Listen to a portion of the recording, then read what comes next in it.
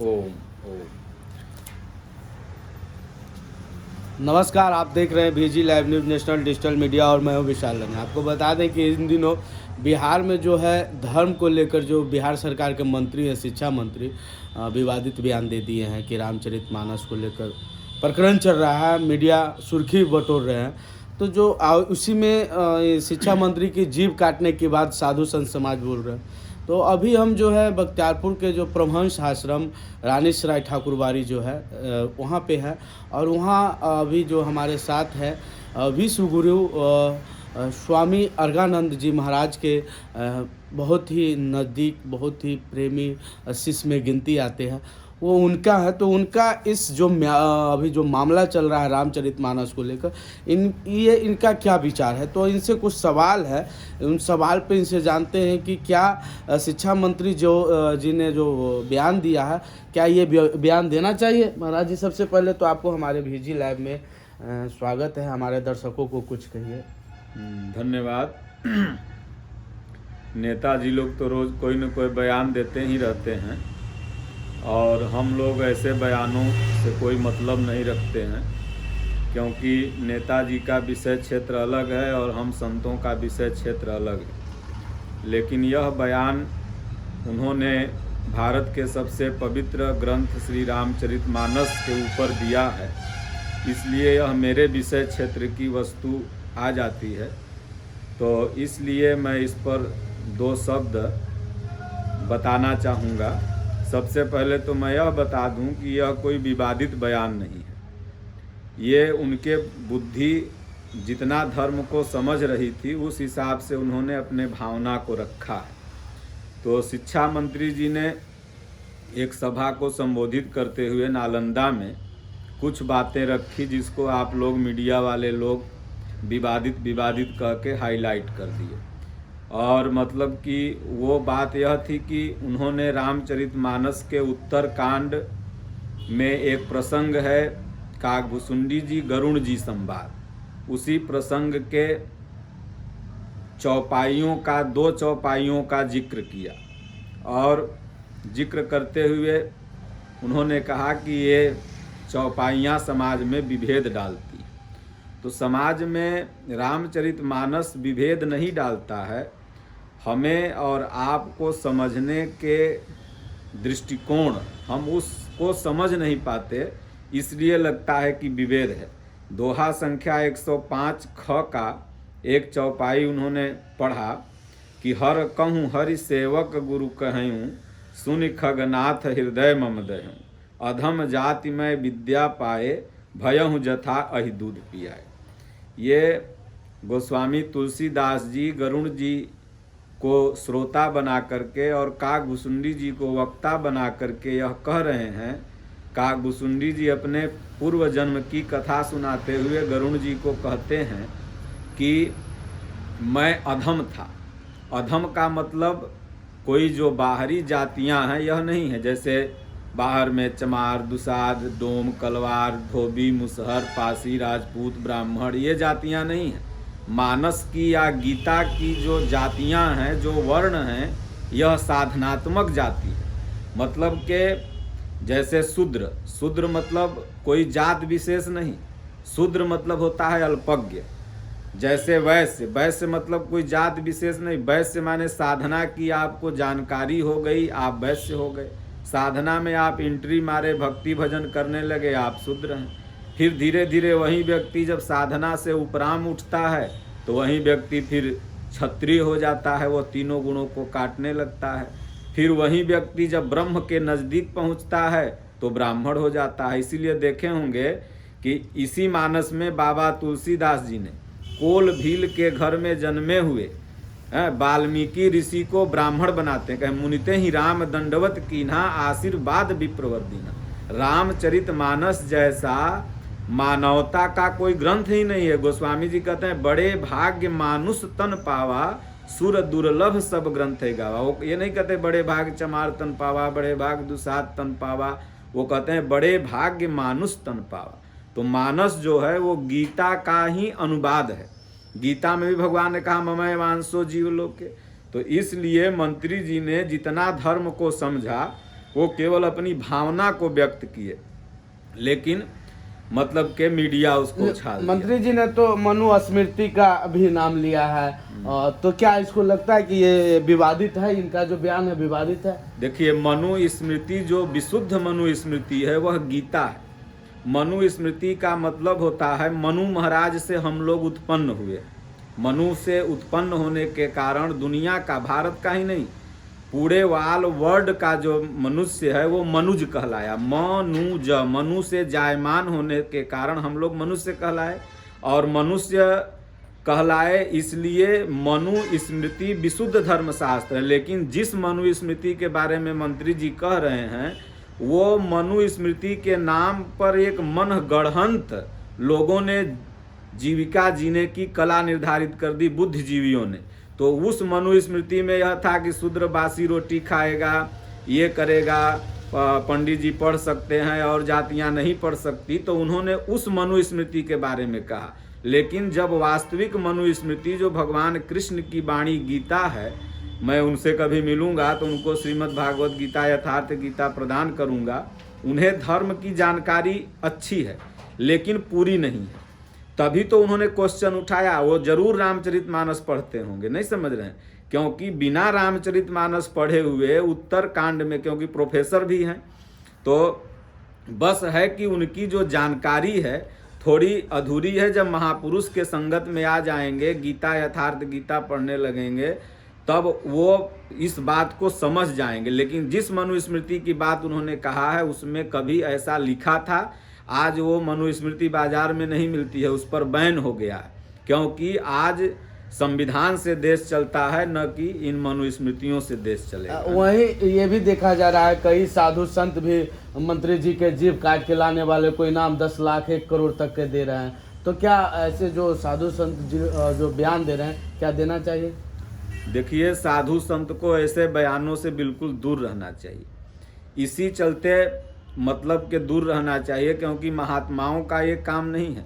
अगर कोई व्यक्ति कंफ्यूज है, धर्म की उसे जानकारी नहीं है, या वो जानना चाह रहा है, आपसे प्रश्न करना चाह रहा है, तो आप अगर जीभ काटने की बात करते हैं तो आप तो तानाशाह हो गए, आप साधु संत नहीं हो गए।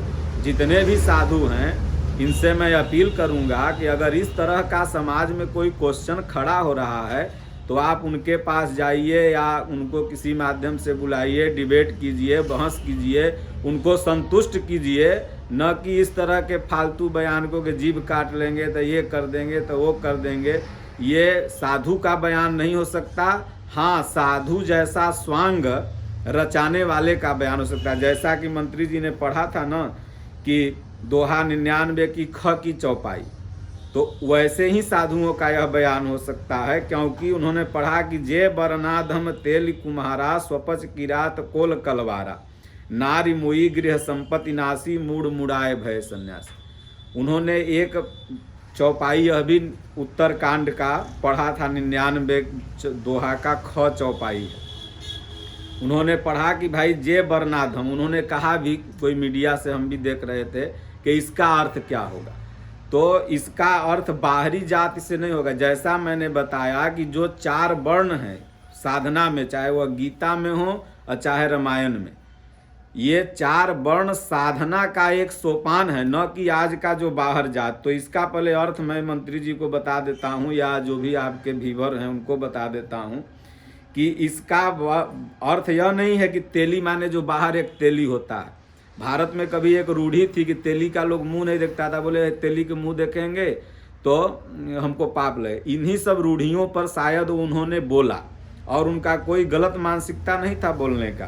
तो तेली मतलब क्या होता है समझना है, कुम्हार मतलब क्या होता है साधना के स्तर पर, स्वपच माने क्या होता है, किरात माने क्या होता है, और कोल कलवार माने क्या होता है। तो तेली मतलब तेली वह है शूद्र से नीचे। अब शूद्र माने फिर नहीं है समझना है कि शूद्र माने दुसाध चमार पासवान कोई नीच जात जो हमारे भारत में है। ये जातियां तो 1000 वर्ष पहले नहीं थी, 500 1000 वर्ष पहले नहीं थी। 1000 वर्ष पहले यक्ष किन्नर नाग नर ये सब जातियां थी। देखिए, अर्जुन ने यक्ष कन्या से विवाह किया, नाग कन्या से विवाह किया। हनुमान जी को लोग बानर कहता था, तो क्या बानर जाति है वो पुरुष थे। तो जातियां तो ये बाहर समाज की जो बदलती जाती हैं, ये जो आज की जातियां हैं 1000 वर्ष बाद हो सकता है न रहें और 1000 वर्ष पहले नहीं थी, लेकिन जो मानस और गीता की जाति है ये सदैव रहेगी। गीता में 4 वर्ण भगवान ने 1 करोड़ नहीं, सृष्टि के पहले ही गीता लिखा और 4 वर्ण की उसमें रचना की।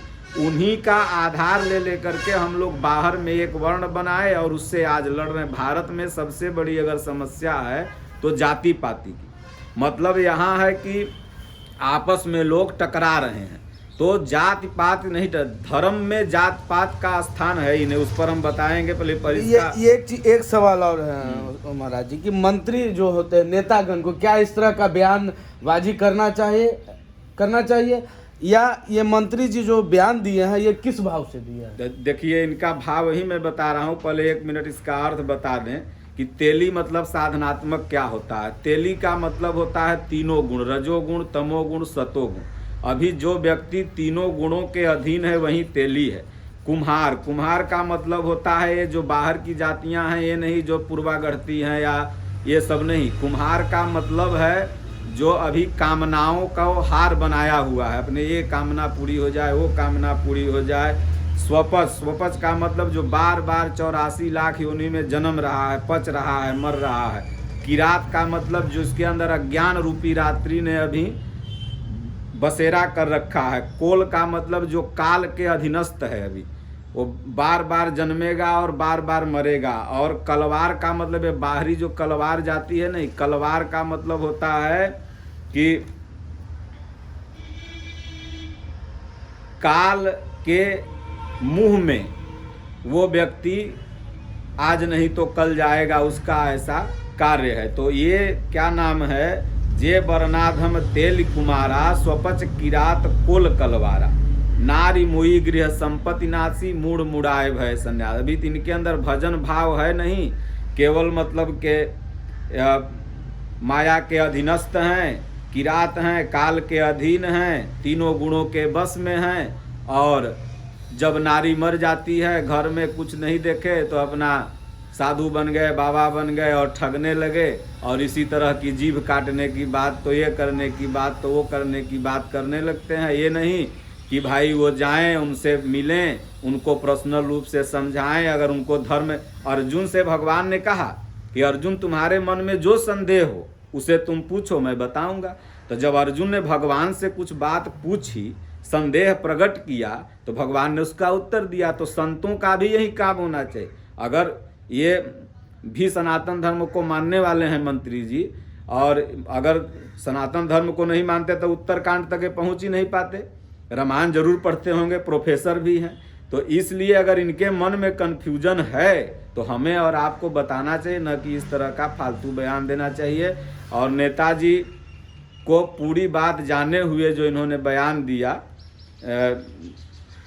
ये गलत किया। कोई महापुरुष से संपर्क साध करके किसी भी समझ जो नहीं आ रहा है दोहा चौपाई समझ में, मानस कई लोग तो बर्खास्त करने की मांग कर रहे हैं। वहीं जदयू के जो है प्रवक्ता, राष्ट्रीय अध्यक्ष जदयू के प्रवक्ता, कल देखा गया कि वहाँ हनुमान मंदिर के पास रामचरितमानस लेकर पढ़ने लगे और दबाव बना रहे हैं कि आप माफ़ी मांगे। इस तरह का भी बात, अभी राजनीतिकरण भी हो रहा है। ये सब तो उन लोगों के विषय की चीज़ है, लेकिन ये कोई बहुत बड़ा अपराध नहीं है कि मतलब किसी को बर्खास्त कर दिया जाए। मानस का मैं भी सम्मान करता हूँ, मंत्री जी भी सम्मान करते होंगे। उनको कुछ चौपाई दोहा का अर्थ समझ में नहीं आया, इसलिए उन्होंने जिक्र किया। और जिक्र किया तो हमें और आपको मिल करके उन्हें सही बात को बताना चाहिए, न कि मतलब कोई को मार देने से या बर्खास्त कर देने से उसकी विचारधारा बदल जाएगी, बल्कि उससे मिल करके उसे सही बात बताइए, तब वो आपके मुख्य धारा में। आखिरी एक सवाल और है महाराज जी कि आपके नज़र में जो जाति पाति जो है, इस पे आपका क्या विचार? देखिए, सबसे पहले तो मंदिर के लिए और आध्यात्म के लिए, सनातन के लिए यहाँ कोई जाति का स्थान है ही नहीं। जाति का स्थान मेरे विचार से केवल बेटी रोटी के लिए। शादी ब्याह अपने अपने जात में करिए, लेकिन जब धर्म की बात आए, सनातन की बात आए, तो हम लोग हिंदू हैं, सनातनी हैं, और हमारे और आपके लिए सब कोई एक है। ऐसी भावना जब तक हम लोग नहीं रखेंगे तब तक ये विवाद इस तरह के उठते रहेंगे। ये कोई नया विवाद नहीं है।